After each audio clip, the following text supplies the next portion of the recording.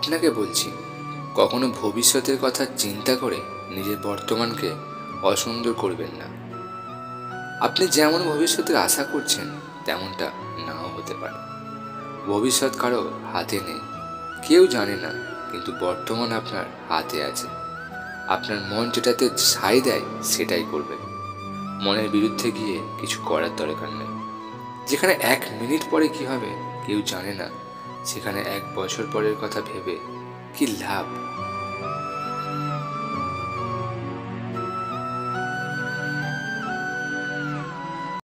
সত্যি বলতে শূন্যতা আছে বলেই পূর্ণতার এত কদর।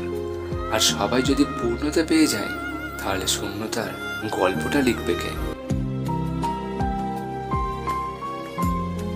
শোনো, আমি তোমাকে জোর করব না আমার সাথে থাকার জন্য বা কথা বলার জন্য।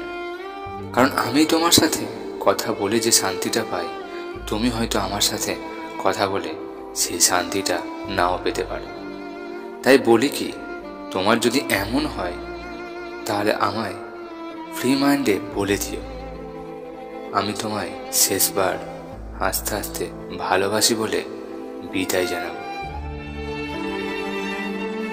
আমরা সবসময় বেটার কাউকে খুঁজতে গিয়ে পারফেক্ট মানুষটাকে হারিয়ে ফেলি। আবার এই বেটার মানুষটাকে খুঁজতে গিয়ে আমরা পারফেক্ট মানুষটাকে অনেকটা কষ্টও দিয়ে ফেলি। আর যখন সে বেটার মানুষটাকে চিনতে পারি আমরা, তখন অনেক দেরি হয়ে যায়।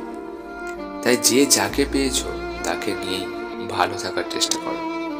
কারণ হারিয়ে ফেলার পরে আফসোস ছাড়া আর কোনো কিছু সঙ্গী হবে না তোমার।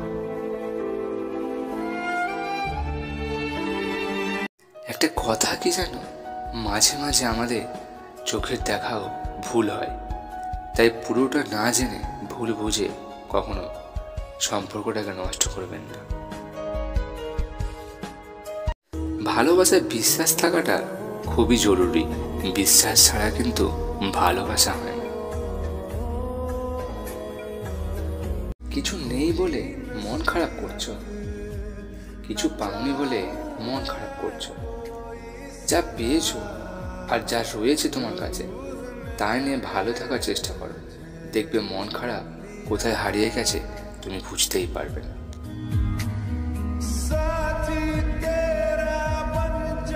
অভিমান সেই করে যে তোমাকে সত্যিকারের ভালোবাসে। অল্পতেই সেই কেঁদে ফেলে যে তোমাকে হারিয়ে ফেলার ভয় পায়।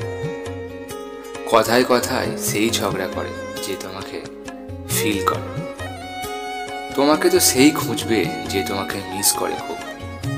সরি শব্দটা সেই বলে যে তোমাকে সত্যিকারে অনেক ভালোবাসে। তুমি যদি কাউকে ভালোবাসো তাহলে তাকে বলে দাও। বেশি দেরি করলে অন্য কেউ বলে দেবে, আর তুমি শুধু কষ্টই পেয়ে যাবে।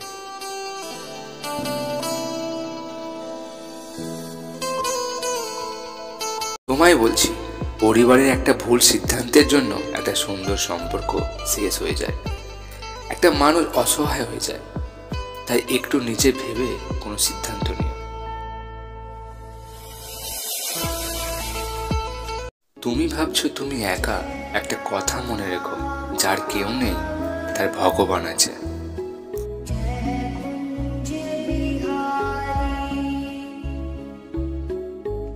মহাভারত থেকে আমি একটা খুব ভালো শিক্ষা পেয়েছি। সেটা হলো, কোনো ধার্মিক উত্তম কাজের জন্য যদি মিথ্যে বলতে হয় তাহলে পাপ হয় না সেটা।